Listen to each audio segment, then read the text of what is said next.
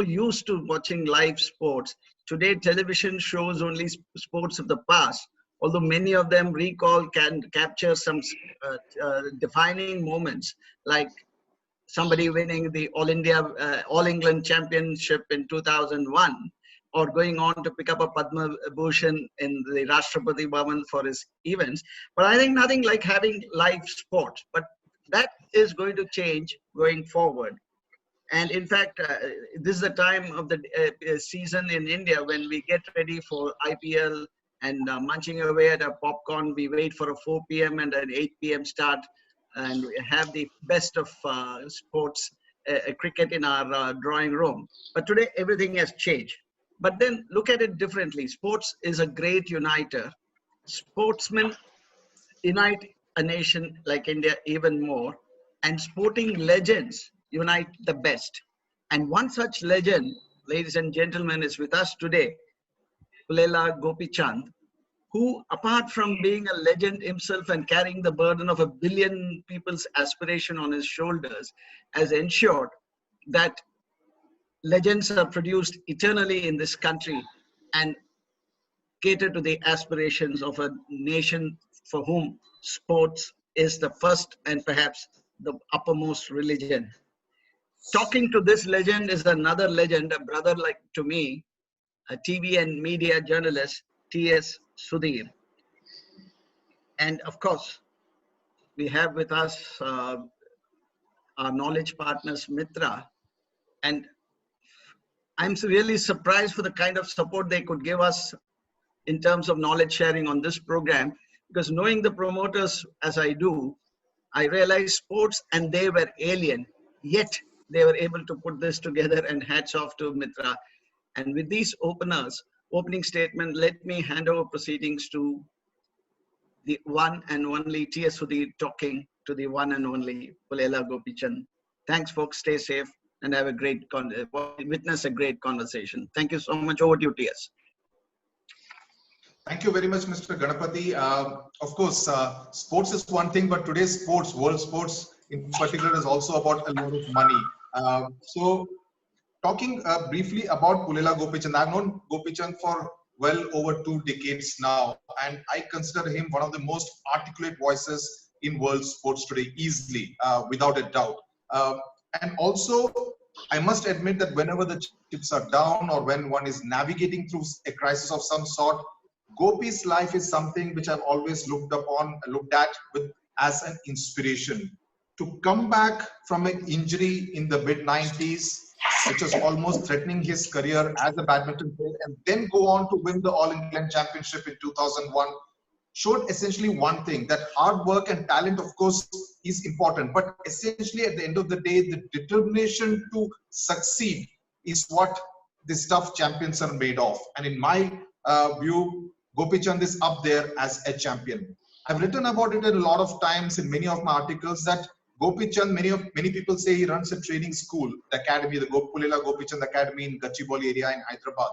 But according to me, he runs basically a conveyor belt of sorts where champions are churned out with such regularity. I mean, you name the top badminton players in the country, they all have one thing in common. They're all products of the Gopichand Academy. The lockdown period, for those of you who may not be knowing this, has been quite eventful for Gopichand because he spent 14 days in quarantine twice, 14 plus 14. Once, I think, when he came back from abroad, and second, when he went to Andhra Pradesh and came back and again spent 14 days in quarantine in Hyderabad. As part of this discussion, and we are really privileged to have Gopi as a speaker today, he'll make his introductory remarks, speak about what kind of sport will be there, the sporting culture in a corona world. Given the fact that this was to be an Olympics year, this would have been the time when Gopi would have been kind of doing the last minute preparation for Tokyo. That is, of course, not to be now. After which we'll throw the floor open for questions and answers. So please send in your questions, and I'm sure Gopi would be the best place to answer many of your queries regarding world sports in general. Gopi, your mic is live. Would love to listen to you. Thanks you very much for joining us today.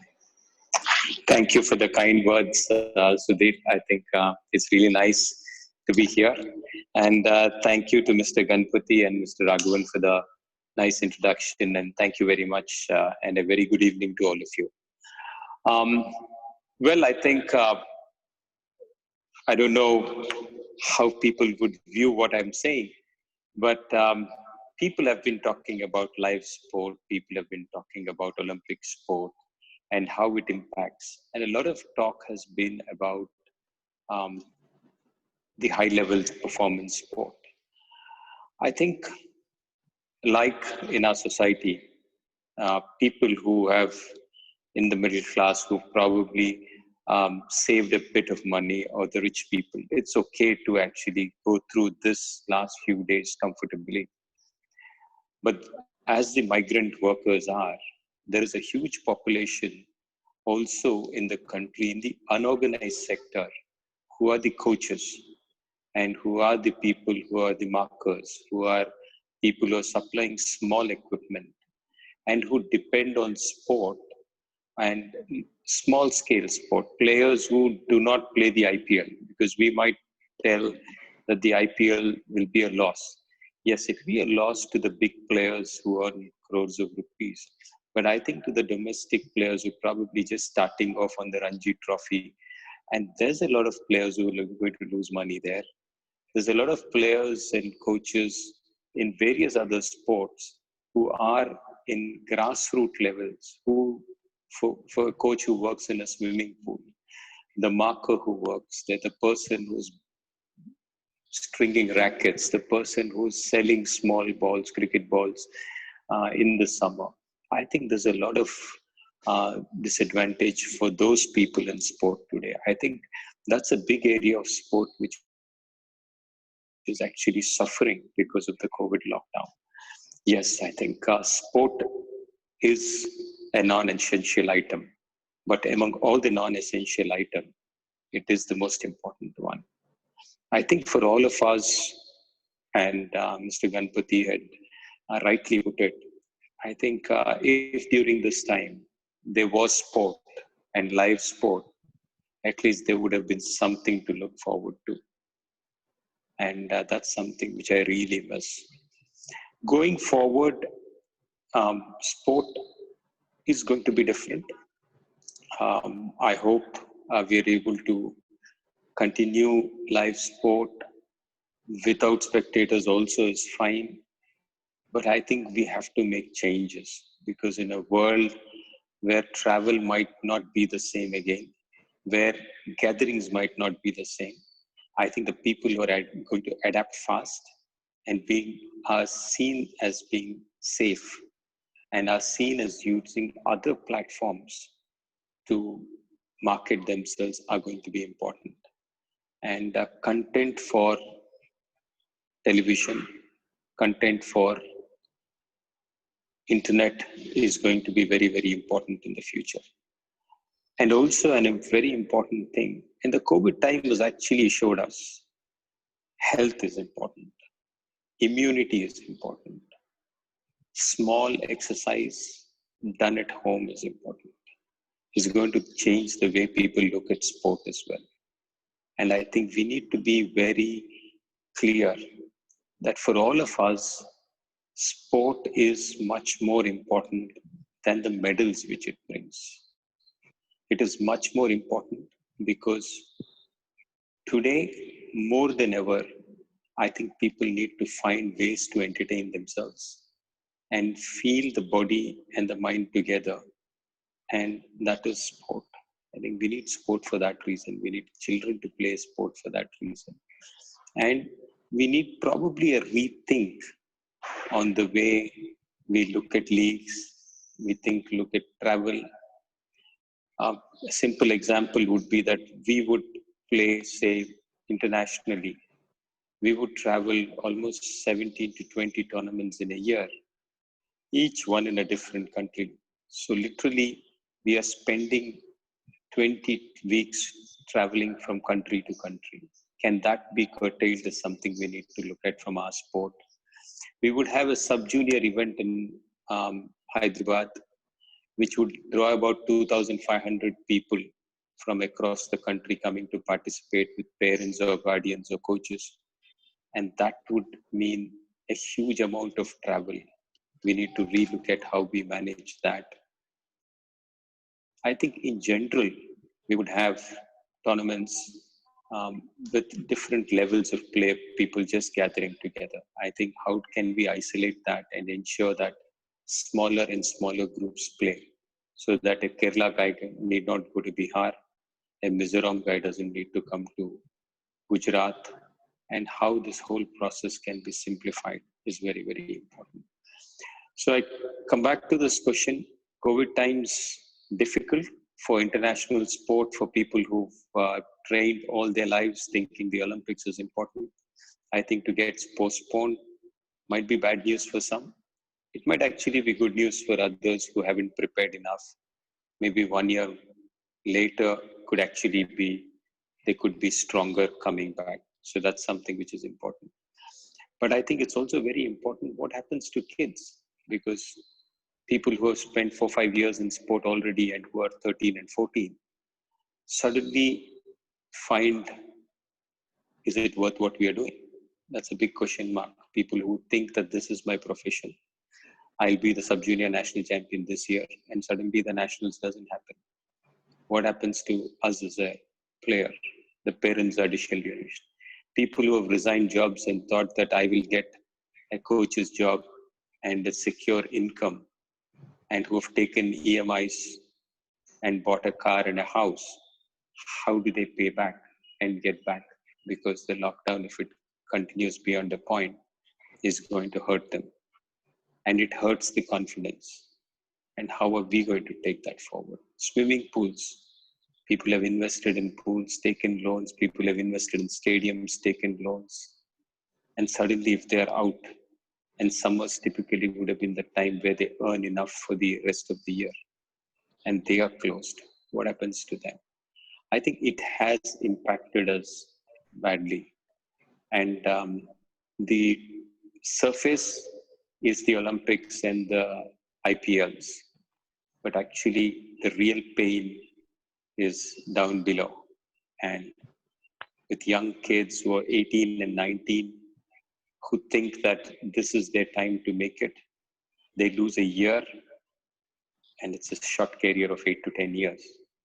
You don't know. The progression might not happen at all. People can lose track because new habits come in, and suddenly after a few months, they might never progress the way they have done. So it's very important that they are taken care of. People who are 28 and 29, 1 year break might just push them out into retirement. So there are every aspect of it which is very, very important. So yes, life is important, health is important. So we cannot complain as much, but when you look deeper, there is pain, and these are tough times. So it's important to innovate, it's important to try new things, and it's important to stay positive. With these words, Sudhir, we'll just hand it over to you to start. Yes, I must admire you, Gopi, for actually starting with something which really shows that you have your heart in the right place. Sports we associate with a lot of glamour, the big names in sports, but I really admire you for pointing out the marker, the person who sells the cricket balls outside the stadium, the person who must have taken loans in order to operate a swimming pool or perhaps a gym, and they would be doing well ideally this summer, which they haven't. So I do understand the point, the larger point that you're making, that sports is, when we speak about big money in sports, there's also a lot of these kind of people who have been very badly, adversely affected as a result of the lockdown, the COVID pandemic. My first question, you spoke about spectators or the lack of spectators. How much would that be a factor for you as a player, coach, when you are playing in an absolutely empty stadium? Does that make any difference whether there are spectators, whether there is a crowd or there is no crowd at all? I think each player would think differently. For me personally, it wouldn't make any difference. But I'm sure there will be players for whom it makes a difference. And I think Today, especially with sports like badminton, I'm sure IPL or whether it's football leagues actually have a lot of gate collections, which actually are a substantial part of their revenues. But the on ground, on the court, in the stadium numbers and the money which is spent or earned from them doesn't really make so much of a difference for an Indian context of, or for a badminton context also. It's kind of a minor part of it, because most sports sells on television, and that would be still the important thing. The excitement of live sport is definitely there. I think that you cannot beat that part of it. And the economics behind people coming to the stadium and watching, whether they book hotels and they go in cars and they go to a restaurant, all that economics aside, I think from an event perspective, I think for the organizers of the event, especially sports which are not as popular as a cricket or a football, I think we should be okay to take that beating.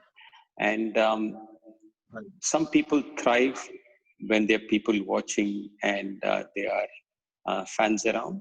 The atmosphere is electric. But I'm sure in due course, and that's very quickly, players will get adapted. Right. Last night when you were speaking, and this is one of the points that you have made, is about how to kind of cut short the 17 to 20 weeks of traveling that the badminton players do from all over the world. Is there a formula by which you can kind of, as you said, have the tournaments being played at one single place? As you mentioned, the Indonesian, Singapore and the Malaysian Open taking place at one venue, at one stadium, so that you can take care of the health factor of the athletes.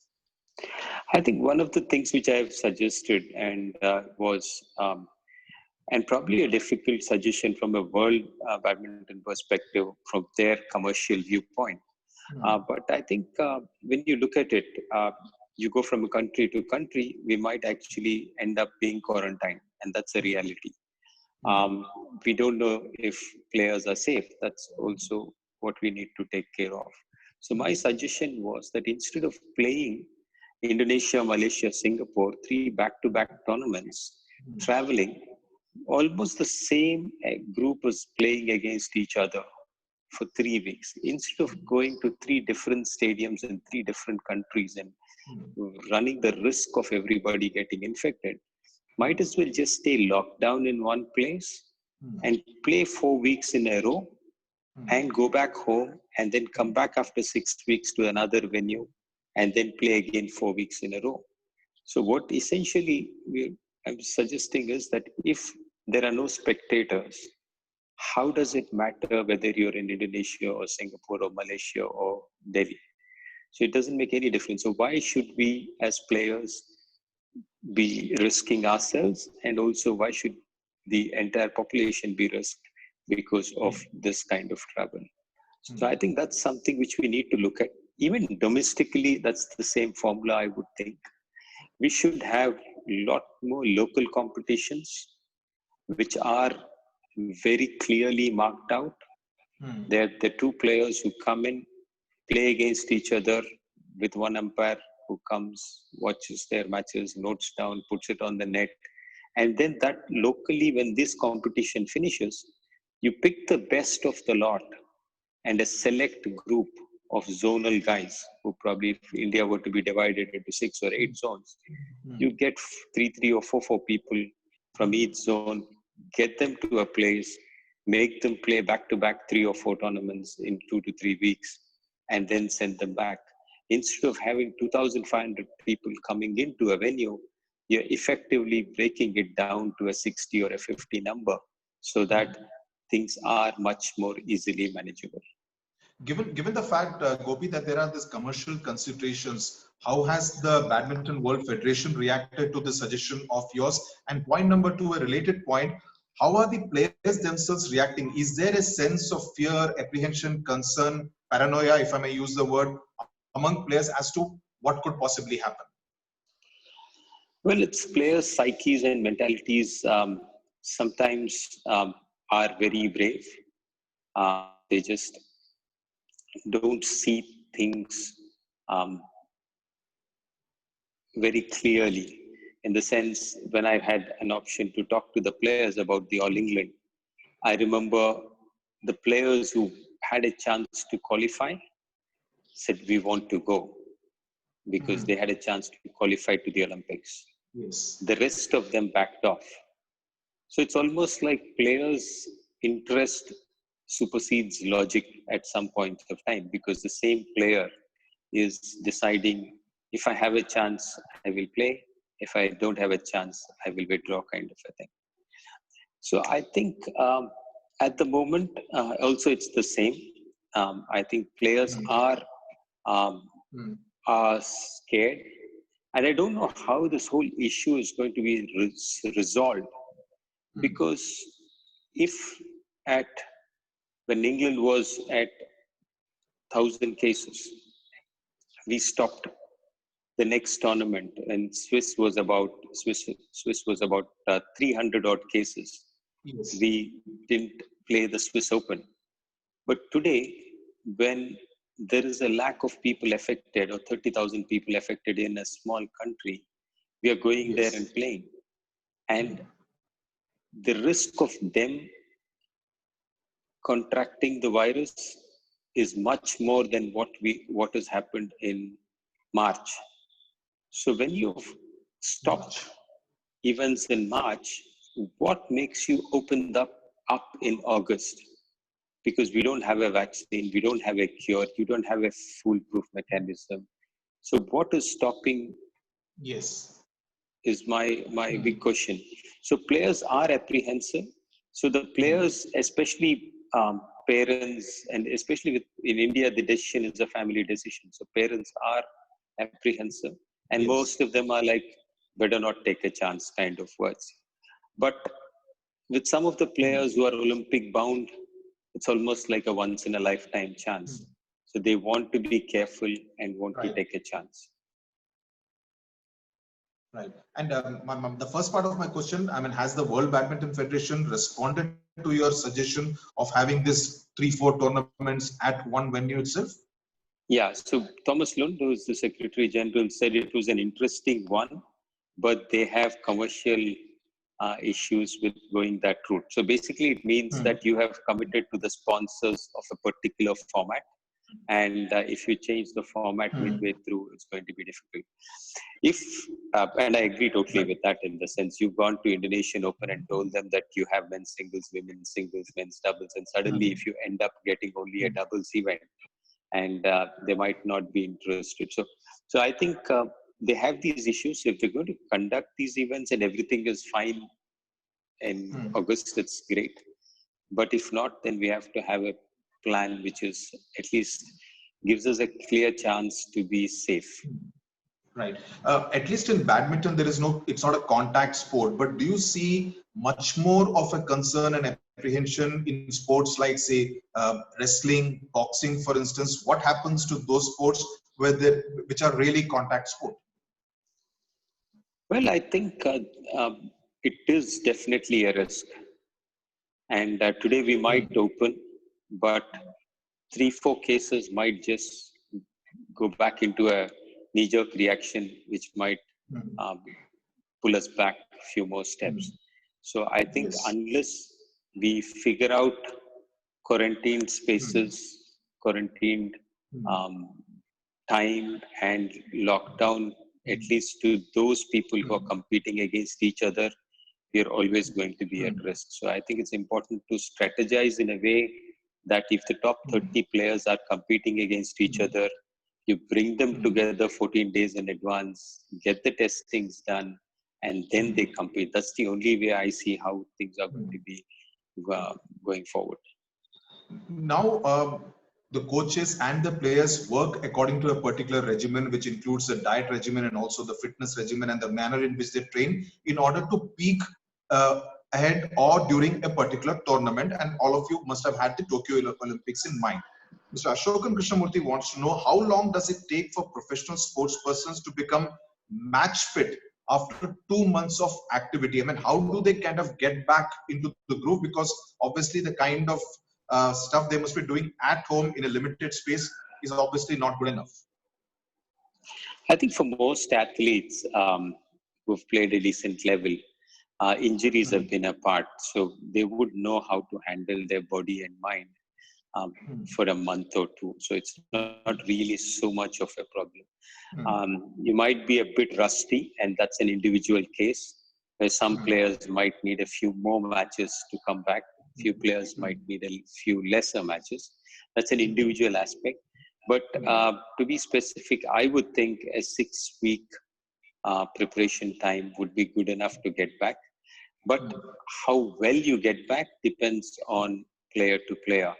But from a game perspective, I think 6 weeks, because I'm sure, and I know each one of them on the badminton circuit have been working at least 10 sessions to 12 sessions, 10 to 11 sessions a week, even on the lockdown.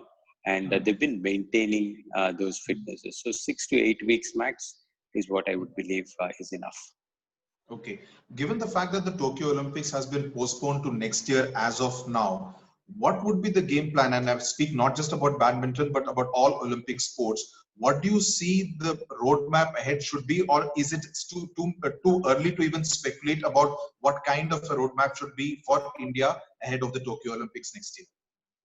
I think each sport is different. If you were to pick badminton as a specific example, I would believe that we would need to be reasonably fit by Jan, and the next few months we need to progress to peak by the Olympics in July. So I think there is enough time as of now, so there's no concern as such. So basic point would be that ensure that you have your qualification done, wrapped up, and you don't overstress yourself. Because one of the things which is important to understand is that when athletes train hard and they push themselves, immunity goes down beyond a point. So you don't want people to push themselves prematurely, because then the risk of contracting an infection is much more. So you want to very gradually progress on this path. So you want to be careful and take notice of that as well. Right. You mentioned about players being used to injuries. Mr. Ravichandra Babu has just now sent a question as to if a player was affected by COVID, by the coronavirus, and if he wants to kind of stage a comeback, how much of a challenge would that be? I think it's okay. The way I look at it once is because I think we've had players come back from, and in India's, we've had this challenge. I think the world, we in India, every year have all the players suffering a bout of cold or a cough or flu, or on last time we had a couple of unfortunate instances where Prannoy had dengue. We had Ashwini Punappa had chikungunya once. So actually, when you have these things, you actually lose quite a bit of time. So, and then people do come back. And COVID, depending on your own resistance and your comeback time, I think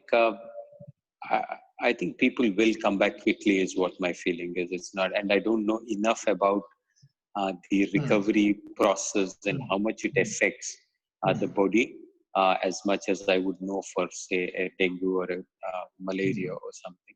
But I'm sure people would come back quickly. Gopi, you have been a great advocate of physical literacy, about how there needs to be an emphasis on being physically fit right from a very young age. Now, what is happening during the lockdown is that people are obviously not getting the space, even though they have the time, not the space to exercise. Now, what kind of a negative impact does it have on the entire ethos of physical literacy in India? I think today more than ever, it's supremely important that people invest in physical activity. And I think we've taken this too lightly for too long. And the reason for playing sport should not be medals alone. If medals happen, that's fantastic. But I think the bottom line is people should invest time, money, everything possible, society should invest and people should be encouraged to participate in physical activity because it helps build immunity. It helps in mental fitness because at times like these, it's not only the physical health, but the mental issues which are huge. And unless you engage with the body in something which is challenging, something which is fun, something which makes you forget about your mind, I think it's going to be impossible. And how else can we do it other than, say, music or dance or sport or even yoga and simple stuff of, say, even a 6x6 space at home where you can actually move around and you can still do things. So I think physical literacy talks about a few things, and the first of it is motivation. And I think that is very important. The other aspect is knowledge and understanding. And I think that's very important, to be smart enough to understand your body and to know enough of what you can do with that body in a limited space. I think that is very important. So especially in these times, I would say it's supremely important that people invest in those things, and especially for kids, because the next generation is not going to be as fit as we are. So I think it's very important that we start to push them on the physical side. Right. In fact, I must say Gopichand is someone everyone should emulate as far as fitness goes. Very, very fit, and I've always admired him for that. Mr. N.T. Rao from the World Peace University in Pune has this question to ask. What do educators need to do to produce champions in sports without compromising academics to a great extent? We have always seen that anyone who comes on a sports quota admission is always kind of looked down upon. Do you think that attitude needs to change, or what can be done in order to kind of balance both academics and sports? Well, I think it's a question I think which we need to understand comes from a very thought process that education is important and sport is not kind of a feeling. I think we need to start questioning those things. When you're, say, 25 years of age and till the next 75 years of your age, what are the things which are going to be useful, which you've learned in school?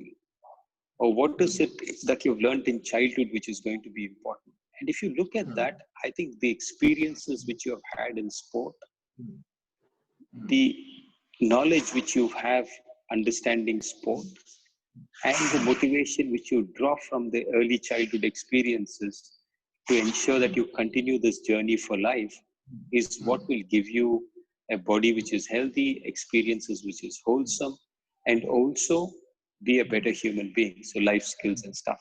So I think it might sound strange, and my apologies for saying this. I think we've been piggybacking on education for too long. The value of sport is much beyond marks. And I think it's time we looked at sport differently. It's time we started thinking about sport differently, because this gives you real value. I don't know how much of calculus and trigonometry and history and geography does, but this gives you value for life.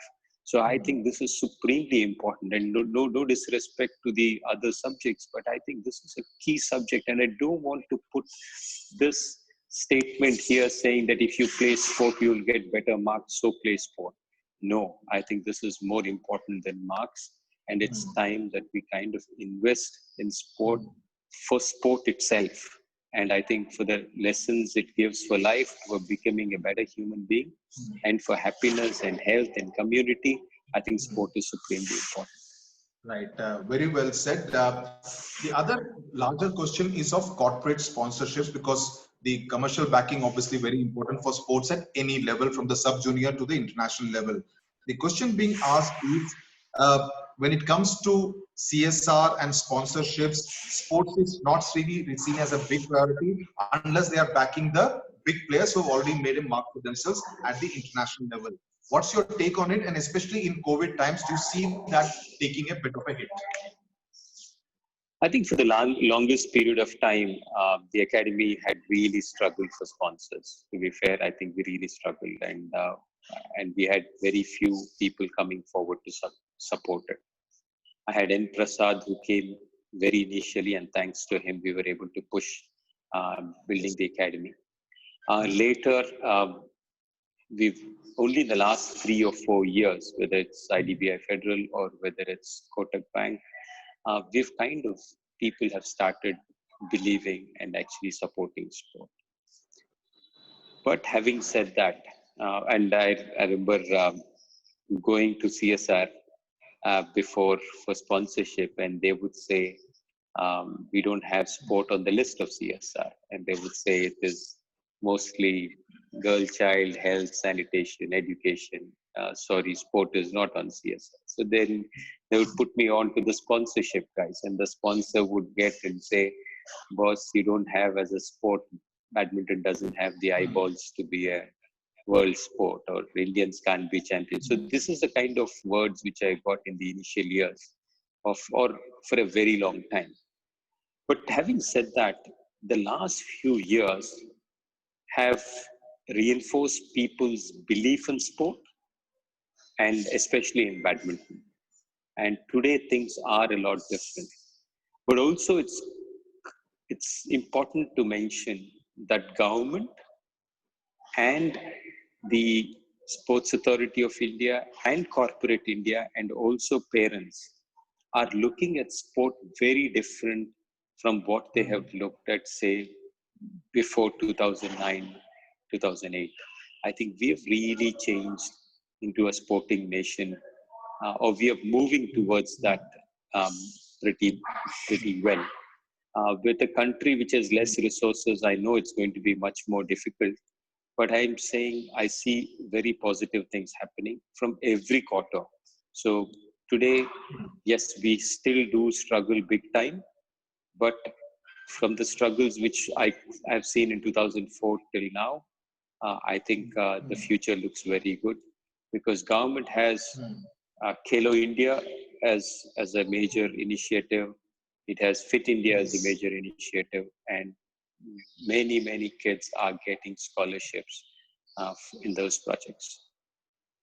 Right. They are getting scholarships, but in the present environment, when there is a bit of a question mark over, okay, I have chosen this sport, does the sport have a future in a COVID-19 world?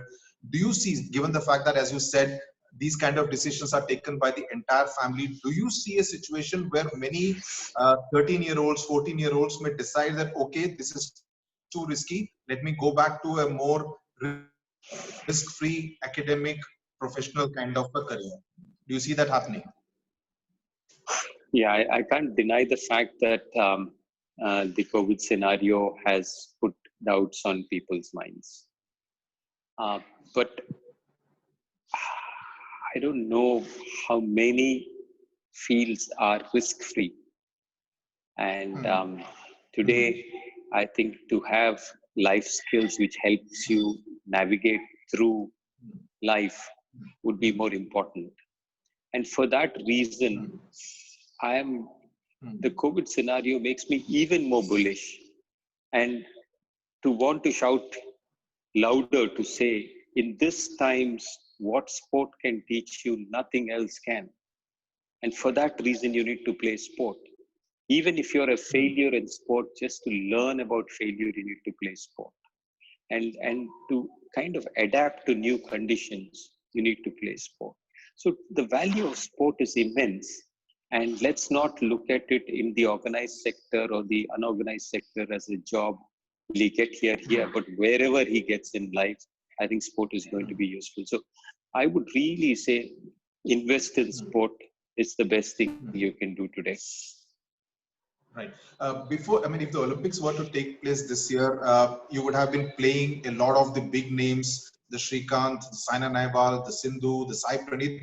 All of them would have been playing many of the big names and got used to kind of and working out the strategies. Given the fact that there will be a bit of a doubt and apprehension about traveling, would this less competition, what effect will this less competition lead to the final result at the Tokyo Olympics in case it takes place next year? Well, I think for many of the senior players, they will come out of it without much of a problem.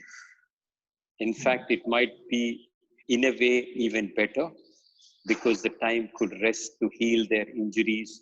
They could get to bounce back stronger. They would be in a position to restructure their program and have enough rest and training periods so that they peak in time for the games. But for players who are young, who are on the path, I think this could be a kind of a detriment as well.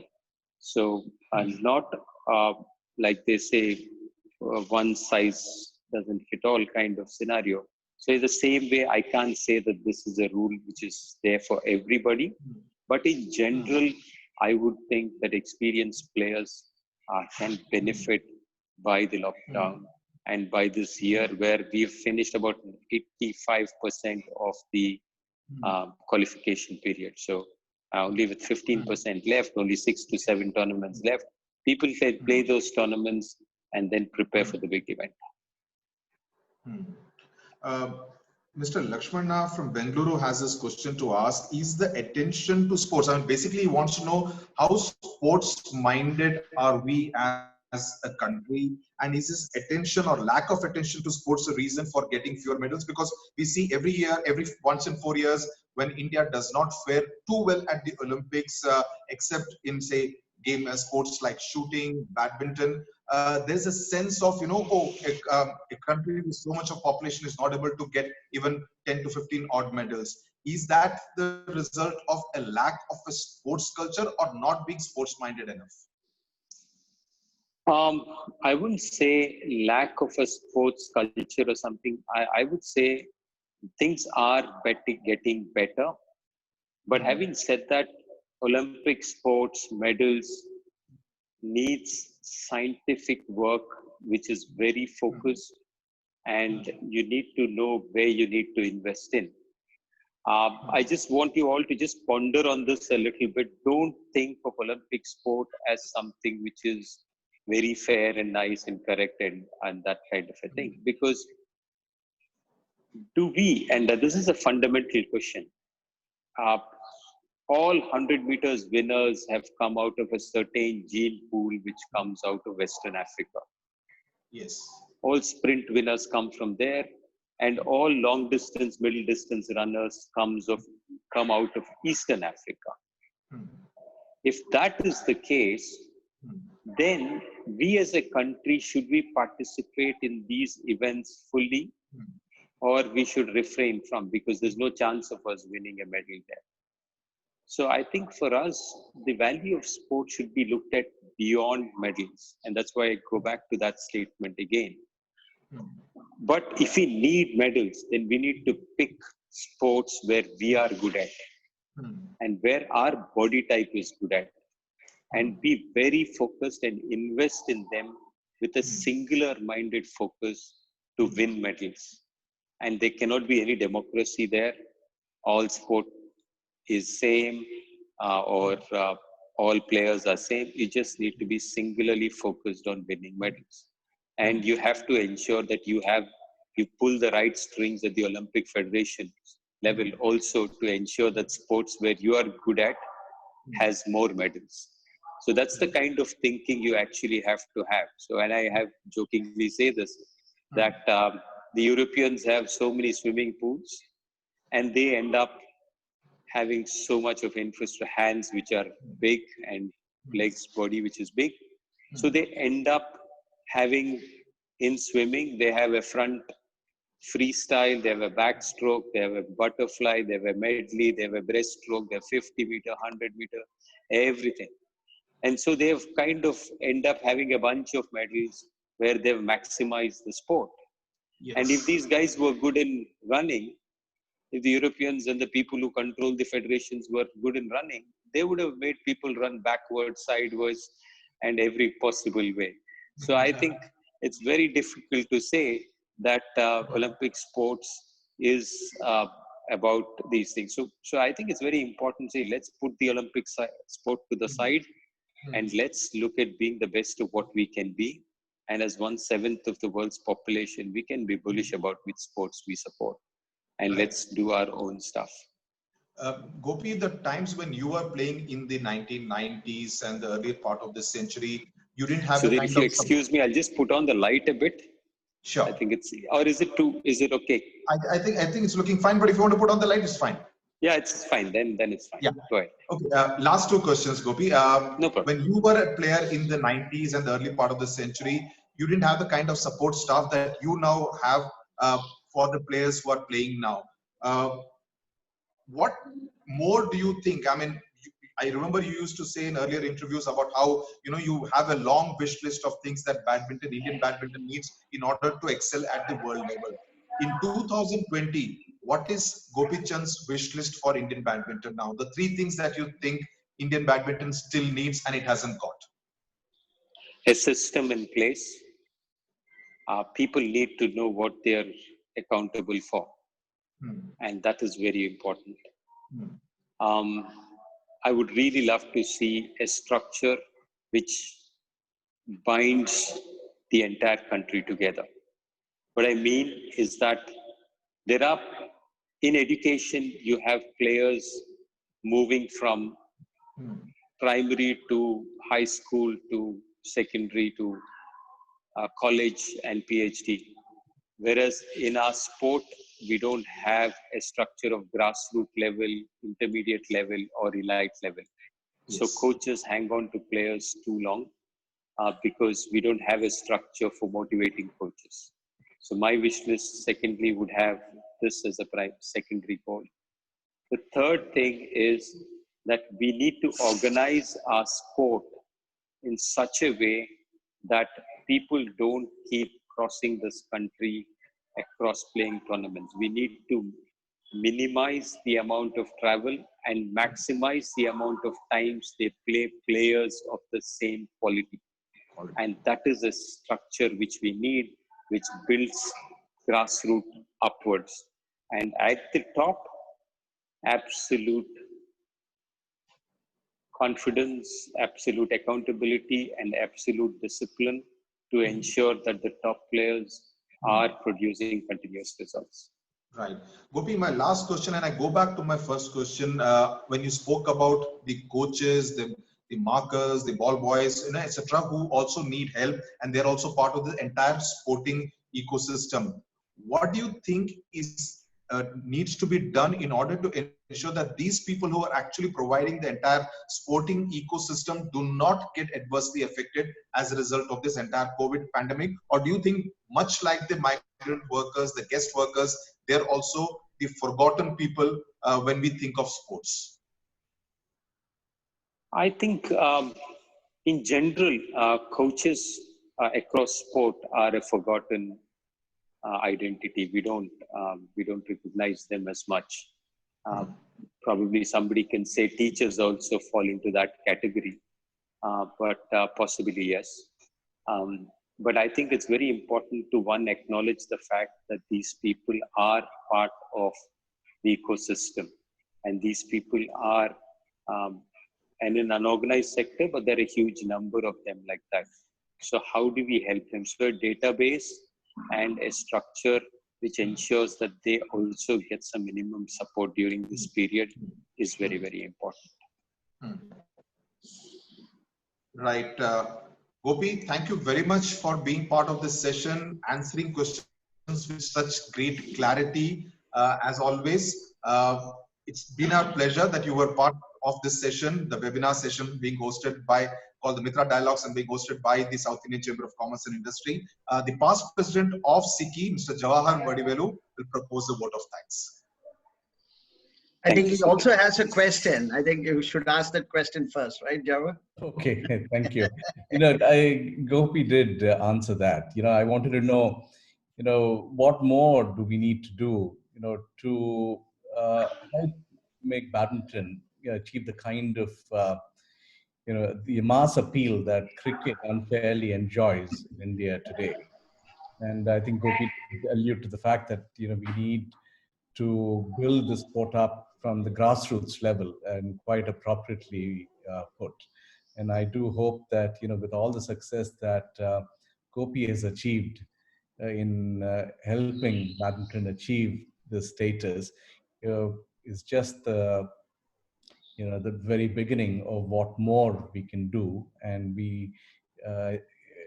India already is right up there in the sporting world, especially in the badminton arena. And we are certainly set and well on our way to achieve even more glory in the badminton world.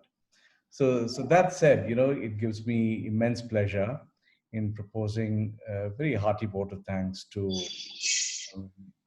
Mr. Pullela Gopichand, the Chief National Coach of the Indian Badminton Federation, and also former All England champion, for kindly agreeing to share his thoughts with us as to how we could yet chase sporting glory in the corona world that we live in today. Many useful pointers and learning lessons for all of us on how important it is for us to be adaptive in order to be successful. I'd like to thank Mr. Sanna Reddy, Managing Director of SICCI Private Limited and member of the Executive Committee, for kindly agreeing to our request to sponsor the edition of the webinar series. I also thank Mr. S Sudhir, eminent television journalist, for anchoring this webinar splendidly, as he always does. And finally, I request participants to kindly also join us for tomorrow evening's session. As you all know, tomorrow evening's session is going to be held by Mr. Ramkumar Ramamurthy, who is the Chairman and Managing Director of Cognizant India. So this will also be at the same time at 6 o'clock tomorrow evening. With these few words, I thank you all very much for being part of this event. And so thank you once again, Gopichand. Thank you very much. Thanks, Sudhir, and thanks, Jawaji. Thank you very much, Gopi. Thank you all very much. Thank you. Stay safe, all of you. Bye. Thank you.